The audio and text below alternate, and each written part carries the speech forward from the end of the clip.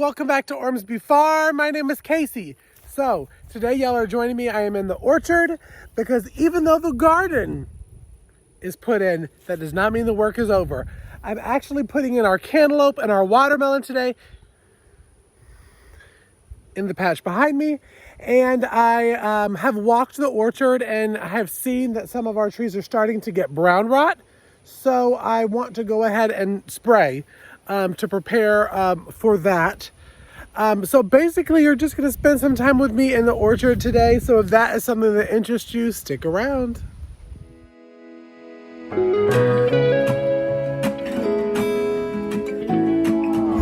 I'm coming home. So we're here in the pumpkin patch and the cantaloupe patch today to actually put the babies in the ground.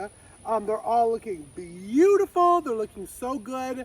They do need some more water because, you know, watermelons and cantaloupes love them some water.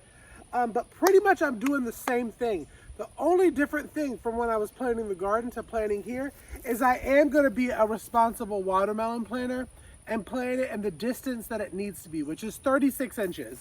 So on this first tarp right behind me, we're going to have 3 of the cantaloupe plants. And then we'll move down to the larger, you probably can't see it on the camera, but the larger patch that will have the 4 watermelons. All of those are seeds that I received from gracious subscribers and from a seed swap that I was in with my girl Christina over at Hilltop Garden.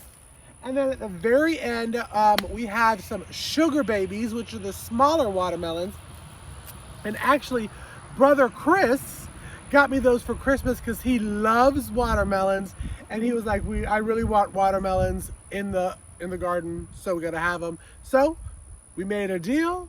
He mows, I'll put him some watermelon in. So let me go ahead and quit talking and go out and measure out and burn the holes, doing the same thing as I did before. So I'm gonna like super fast forward through this, but we're gonna burn a hole. I'm gonna do a handful of rabbit manure and put the plant in there and cover it back up.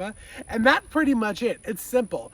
So once I get done with that, then we'll go ahead and we'll walk around and we'll look at all the different trees and talk about brown rot, how to, you know, see that it's brown rot, how to notify it at first, and how to take care of it.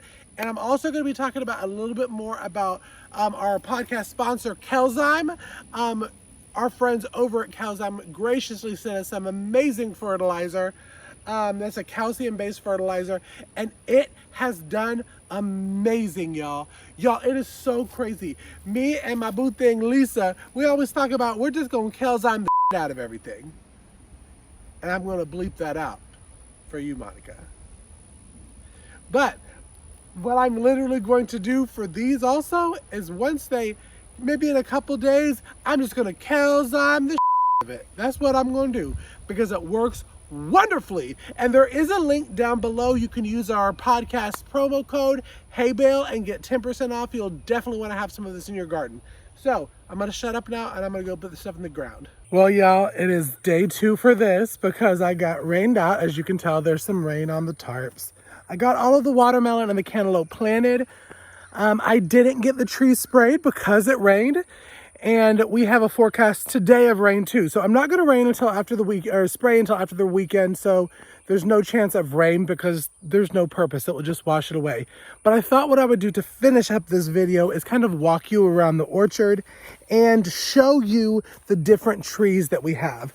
Now, I had done a video on this before, and I gave the information that the woman that sold the property to us gave us, which was incorrect. So I downloaded a fabulous app called Picture This, and you take a picture of it, and it will tell you what plant, tree, bush it is. So I'm going to walk you around, and now that I know what the trees are, we can talk a little bit more about them and go forward from that. So right here, before where I said that it was a cherry tree, that was incorrect. It is actually a peach tree. And I'm seeing the peach growing. This is the one that has a lot of the brown rot, which I'm going to show little videos as I'm talking of it. This is the one that really needs to be sprayed. How you can kind of tell is the dying of the leaves and the brown shriveling of the fruit. Because right now you should start seeing fruit on your peach trees. So I'm going to spray that and hopefully, you know, get it under control. If I can't, then what we're going to do is cut off all of the limbs and wait until next season. I'm kind of looking at every single one of them and I'm seeing that most of the limbs do have it. So let's cross our fingers that this actually does help. The tree next to it that she did say was a peach tree, and she was correct, because as you can see, there are some peaches on here. This tree looks great. Now the peaches are getting a little heavy for some of them, but hey, we're just gonna let them fruit and see what they do. Again, I'm going to spray some of the copper fungicide on this as well. Yes, before I get comments, yes, copper fungicide is an organic fungicide spray that you can use. I will leave the information down in the description box. But I kind of noticed like some of them look a little brown, but not much where I should be concerned. I can go ahead and pull those off and spray the copper fungicide. So we got 2 peach trees over here. The third one that she says was a peach tree is a nothing tree. It's just a tree. I don't see no fruit growing on that. And now we're walking over to kind of like the middle part, to where on one side, I'm gonna walk to that side first. One side are our persimmons trees. I don't know too much about persimmons, how they taste, all of that good kind of stuff. There's 2 of them. They looked very healthy when we walked the property before. If you know more about persimmons, leave them in the description box. Tell me what you do with them so we'll know. I mean, is it one of those that you like to use for jams or for a sweeter ketchup? I don't know. Leave them in there, because I do know they're kind of like a tomato shaped fruit. In the middle, when we thought they were plum trees, we were incorrect. They're actually blueberry bushes, and I'm going to show kind of videos on them. There's one that has not grown back at all. It still kind of looks like it's in dormancy. I don't really know what's going on with it, but they all look the same, unless this one is just not getting any sun at all, which is hard to believe because I'm looking up and I see sky. But that means we would have 3. I don't know if they were all planted at the same time, because one of them does look like it is producing more than the other. And I know it's about 3 years for blueberry bushes to produce. But they're looking good, looking healthy. Walking over here, we have one of the correct trees, which is the plum trees. And they're looking actually very, very good, healthy, putting on a good amount of fruit. This is a younger one of the trees, so I'm very impressed that this one is putting on as much fruit as it is. Again, I am going to do a preventive spray and spray some of the copper fungicide, just because I have noticed brown rot in the orchard and I don't want it spreading. We're walking over, oh, this one is a plum tree also right next to it. This ones are actually starting to get some plums that are ripening. Still pretty early for plums to ripen. I think it's between June and July that I'll start harvesting. But this is an older tree and you can definitely see a lot of fruit producing. I've never done much with the plums, so we'll kind of just have to see what it does. This one is, was this a plum too? Or was this a nothing one? I think this was a nothing one. Nope, sorry, incorrect. I think this may be another pear tree. Now, when we were sold on the property, the ladies told us there was only 1 pear tree on the property. Incorrect, because I'm looking and I'm seeing pear fruits on this one as well. I'll show you all around again with the little video, but it's looking healthy. Again, I'm gonna spray it. It's right here by another plum tree, which is again doing really well. I'm seeing fruit looking healthy. Still gonna spray it just because I don't want anything happening.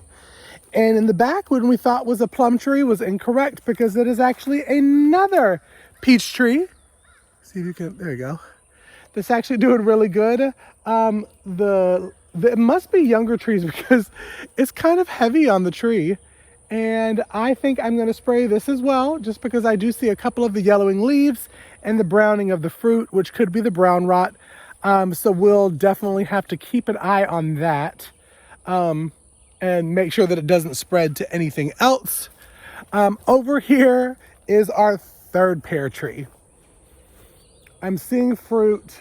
Everything's looking good. Still gonna spray it just because I want to. And I don't want it getting brown rot because I love pears. If y'all knew last year, I harvested, before we actually officially purchased the property, I was able to harvest, I think it was about 75 pounds of the pears, and sold some at the farmer's market, made some fabulous canned items, jellies, sliced pears, pear cider. So great stuff. Now we're walking over to our grapevines. I'll show you videos here. It is so funny to see the little grape clusters that are forming. These are muscadine. When I did the picture this on all of them, even though she said some were seedless, all of them turned up as muscadine. And they're all very, very prolific. I mean, I'm seeing just tons and tons of tons, which is good because I know that it's going to be a battle of birds this first year until I kind of know exactly what I want to do with it. But they all look good. I'm going to be doing a lot of jellies, a lot of juices. I am actually going to be trying to make some of my own muscadine wine. I'm going to do a drier version, so less of the sugar. It's so cool to see them. But if you'd be interested in a video like that, definitely leave a comment down below because I'm thinking about doing a series on it.